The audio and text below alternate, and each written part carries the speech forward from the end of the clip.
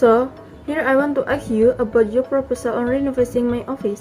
I want you explain to me about the fees details. Well, here's the detail. With a total fee of $180,000. What I see here, the price is a little bit too high. I want to give this renovation budget around $150, including the materials.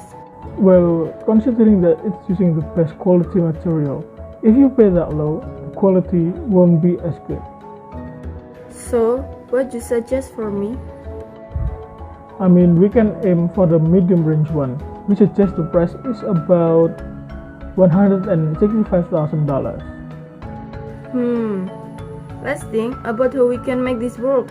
How about this budget $160 includes all? Have you considered the advantage and the disadvantage about those two different material quality? Yes, I did. It's okay. I think I was satisfied enough with it.